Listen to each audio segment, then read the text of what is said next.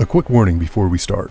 This and all other episodes in this series contain adult subject matter, including strong language and descriptions of violent and non-violent crimes. It may not be suitable for all audiences.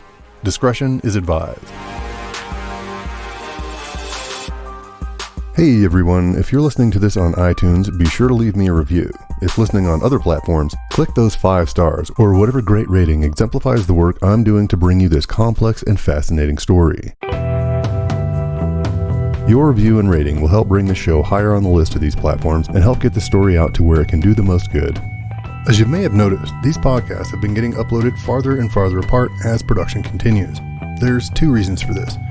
The first has to do with recent circumstances surrounding the COVID situation and the effect that's had on Legally Insane Studios moving addresses from one place to another and having to curate funding in different ways and with greater obstacles between myself and the crew. The second is that for the last 3 weeks, I've been finalizing edits on the premiere release of part 1 of the miniseries that inspired this podcast. The good news is that release is now official. You can go to legallyinsanefilms.com and order your access to part 1 of the documentary right this very moment. So do that right now. Pause this podcast and go order one. I'll wait here. Okay, are you back? Good. Now about the delay. What I will do to try and fill the space between now and the final release of the remaining 3 episodes is supplement the heavier and more difficult to edit podcasts with simpler narrated discussions of the story. Translation, I'll be airing some of the more important interviews that I've had with folks throughout the last year and a half of filming. This will not only be quicker and easier, it will also start forming the base for the rest of the podcasts to come. In the last episode, the Oldham-Byrd feud that carved a chasm into the town and divided its residents by their respective support for one side or the other also brought us right up to the point where Rex Byrd was jailed. But how he was caught and his mob-like court demeanor undoubtedly captured more fascination with this trial than even the headlines boasting the mayor-to-mayor murder-for-hire plot. It wasn't just a sting. It was basically your classic 1980s stakeout drama where state agencies intruded on the turf of county law enforcement, stepping on jurisdictional toes and claiming the glory of taking down a notorious government leader and his twisted henchmen. It had all the flair of the hotshot top cops versus the backwater flatfoots, and there was even a proverbial Dirty Harry thrown into the plot. As I was editing the interviews for part 2 of the documentary, I could almost hear Tina Turner singing the soundtrack for the closing credits as the successful prosecutor, Steve Susskind, drove his early model Miata into the desert sunset. Sorry, that's my brain on imagery overload. But even if this story did have a Hollywood ending, Susskind would have had to return for the sequel. Because just like every other rabbit hole in Quartzsite's labyrinthine history, this trial would not only drag out to an eerie conclusion, it would also kick back into gear and leave everyone twice as shocked by round 2. But for this discussion, we'll cover the unbelievable beginning to the story of the caged bird. I heard that the guy who was hired went to the FBI, and the FBI, did a makeup job. Right. One of the mayors contracted to have a former mayor killed, and the FBI set up a sting and went through the whole deal of the makeup and showing him dead in the desert and showing the photographs. Put him out in the desert, took his picture, and then called to collect the money. He drove into a trap that the police had set to catch the man who had secretly agreed to pay $7,500 for what looked like a murder. Is that a rumor that's going around? I do not believe that to be a rumor. I believe that to be factual information. They got Oldham's glasses and his driver's license. They got Oldham's social security card, his driver's license. What you're hearing here from Susskind, Mayor Simpson, Chief Ponce, and others is that the Arizona Department of Public Safety, or DPS, set up a snare to catch a man who was rumored to have contracted the death of Richard Oldham. They got Oldham's glasses and his driver's license. They got Oldham's social security card, his driver's license. They took his wallet. They took Richard wherever they took him. They had him, I think, by a tree. They took Oldham out to the desert. Laid him down on the desert ground out there somewhere around Quartzsite, and took some pictures of him on the ground as though he had been killed, partially wrapped in a tarp. Made it look like he had been shot and killed. I took pictures. Put something that looked like blood on his face or on his shirt. There were Polaroids that were taken of this graphic scene. There was an actual Polaroid photo, which I remember from court, where they took Richard Oldham out into the desert and made him look like he had been murdered. Richard Oldham, when he testifies, will tell you that made him real nervous. Here we also heard Judge Mary Scott, maintenance tech Rocky Birch, and reporter Randy Hartless. What they're describing here is that once they'd confirmed that Oldham had an official directive to be murdered, they staged a scene in the desert where he'd be trussed up and made to look like he'd been murdered. When I approached the courts about the records from this trial, they had to pile through several boxes of court records and evidence to find me the photo from the evidence list. It was not quite as gruesome as the witnesses recall. Oldham was laid out on the desert ground. He had a white tarp that had been snugged up against the lower half of his body and opened up from about the mid-rift up. It revealed a much younger Oldham, with a hand slung across his chest. His glasses had been removed, his gold watch remained on his wrist. A small red stain appeared on his lapel, along with a small pool of blood-colored liquid just under his head inside the tarp. It was a color Polaroid that I was given, and by the time I actually saw it, I'd built it up so much in my head that I was actually shocked by it. But now it seems a bit glamorized. Most probably I had the same reaction the jurors and audience had when they first saw it. And it was pretty well done, I gotta say. It looked believable to me. It would certainly be typical of any governmental or sort of political activity in quartzsite to be divided, disputatious, contentious, and even very unfriendly.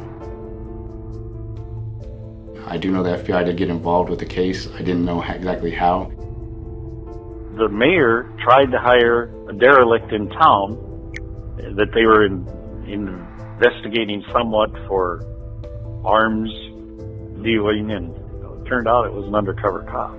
But I believe that it's based on some information that was provided by the person who was supposed to do the killing, giving information to the FBI. They and then in turn were able to do some good prop work and makeup work and make it out to be that the assassination had already taken place, drawing the person into that location, showing the props that were set up, and that's how they got their guy. He even took a picture supposedly of Oldham dead on the ground. I think nobody really believed that that was even going to ever happen, but obviously somebody took it seriously and then tried to have it done. But the mayor thought he had himself an assassin that he could hire, and he did. The quip about that was that, there's no real hitmen left in the world. They're all undercover police officers. And the state highway patrol, let's see, what do they call it? Department of Public Safety, called Richard one day and said, pack a bag, get in your car, leave town, don't tell anybody where you're going, what direction you're going. They went to Richard and they said, Richard, somebody in this town wants you dead. If you get pulled over by law enforcement, don't stop. Go to the nearest police station and stop, because there's a contract out on you. To clarify what is essentially a lot of statements that come pretty close to the truth, but are understandably difficult to remember in the nearly 3 decades that have elapsed since that time, the informant was a man named Wayne Morrow. This name is important for 2 reasons. Obviously, he played a role in quelling what was actually a verified hit ordered on Oldham's life. But he also appeared in court records that drew a lot of questions that I, and apparently the sitting judge, felt required a second look. But I'll get into that in a later episode. There's a lot of ground to cover between this point and that point. The hitman Bacon hired was working with the police. He really wasn't a hitman at all. No hitman, these guys are all cops. Well, that's what happened here. Now, Morrow was never a police officer of any kind or anything like that. He was a guy that law enforcement had used because he could get inside criminal organizations and provide investigative material for law enforcement to prosecute a case. It doesn't seem logical to me why Morrow or Bacon would approach a prosecutor about this situation. Wayne Morrow had law enforcement contacts. Why would Bacon go to a prosecutor? He doesn't want to talk to you. He doesn't want to talk to reporters. He doesn't want to talk to the cops. He's one of those underground kind of guys that lives on the edge, man, the edge of the law and the edge of society. So why would he want to talk to somebody about anything? You know, he was kind of your run-of-the-mill, two-bit criminal, is how I would describe him. Wayne Morrow had been an informant for DEA and for the FBI in ATF. You know, when you're that kind of underground kind of lifestyle, that criminal, crime lifestyle, it seems to me like you want to avoid talking to prosecutors or law enforcement as much as possible. So I can't recall why, but there had to be something in it for them, you would think. I think that Wayne Morrow saw some opportunity here to do that again and to be compensated for it, in fairness, and which he was ultimately. Why would Bacon turn state's evidence? Why would Bacon testify against Rex Byrd unless there was something in it for him? He drove into a trap that the police had set to catch the man who had secretly agreed to pay $7,500 for what looked like a murder. One day on a Saturday afternoon, Bobby Bacon decides that he's going to collect $10,000 showing the job was done, not knowing that he was being followed by officers of the Arizona Department of Public Safety.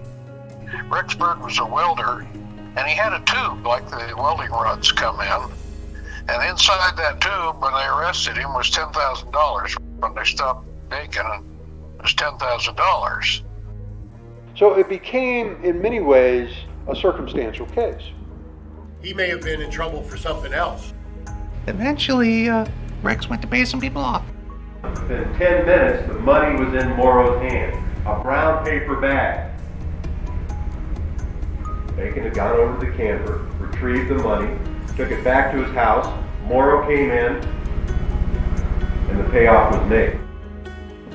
So sometime, and I place this as 1994, in the early months of 94, a man by the name of Wayne Morrow stopped for a visit in Quartzsite, Arizona.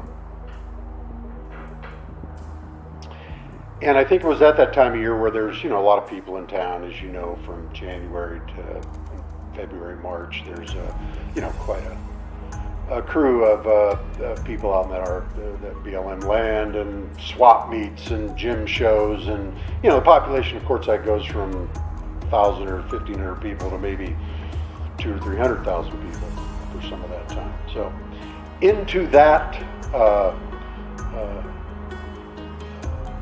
Quartzsite winter comes a man named Wayne Morrow. Now, Wayne Morrow was an interesting guy, sort of a biker-looking dude, had a big biker-looking beard, and sort of a pot-bellied fellow. Older guy, not as old as Byrd and Oldham, but I'd say back at that time, maybe a guy in his late 40s. Sadly, Wayne Morrow died in his hometown of Tucson in 2012, just before his 60th birthday. Oddly enough, he did not outlive the man that will emerge as the true architect of the murder plot. He and his wife are on their way, I think he lived in Tucson, and they're on their way to California, and they stop in Quartzsite to check out some of this Quartzsite hooperosity that's visible from I-10. So they're wandering around, and in the course of that visit, Wayne Morrow meets a guy and starts talking to him by the name of Bobby Bacon. Bobby Bacon, or formerly Robert Kenneth Bacon Jr., was a nasty character, a true dirtbag in this or any other story. His background check reveals arms dealings, major drug crimes, murders, and a slew of petty theft and larceny charges. He currently lives in Florida. He did not respond to several attempts for an interview. His character not only played a role in his willingness to get involved in a murder-for-hire plot, it also shaped the course of the events that would ensnare multiple parties, one of which was actually an overlooked suspect that disappeared, and it would go on to implicate and even jail Rex Byrd. Bobby Bacon was a convicted felon for theft and drug charges in Boston. As a younger man, had been to prison, had sort of by occupation been a fender and body man and a car painter, buys and sells old cars and old mobile homes. And he has sort of set himself up there in Quartzsite doing that kind of work. And he's a funny little guy, squirrely little guy. A lot of people said he just had huffed too much paint in his lifetime to be quite right, and there may have been some truth to that. But Wayne Morrow meets Bobby, and in the course of a few minutes of casual conversation with Bobby Bacon says to Wayne Morrow that Bobby, knew some powerful interests in this town, Quartzsite, that wanted to have a guy killed, and that they'd pay big money for it. And he said it a couple times, because Wayne asked him a couple times. He was a little bit alarmed to hear that kind of talk from this squirty little guy, Bobby Bacon. We've come to the end of the free podcast, but never fear, the full podcast awaits at patreon.com/legallyinsanefilms, where we find out that Bobby Bacon's bad boy personality wasn't just the cause of Rex Byrd's incarceration, it was also the cause of his release. I know, it's crazy, right? I told you this story was hairy. Head on over and subscribe to hear what happens after Byrd gets out. It's almost as unbelievable as what put him in jail in the first place. Check out the show notes for the link. Until next time, I'm your host, Kyle O'Donnell. We'll see you then. This has been a production of Legally Insane Films, LLC.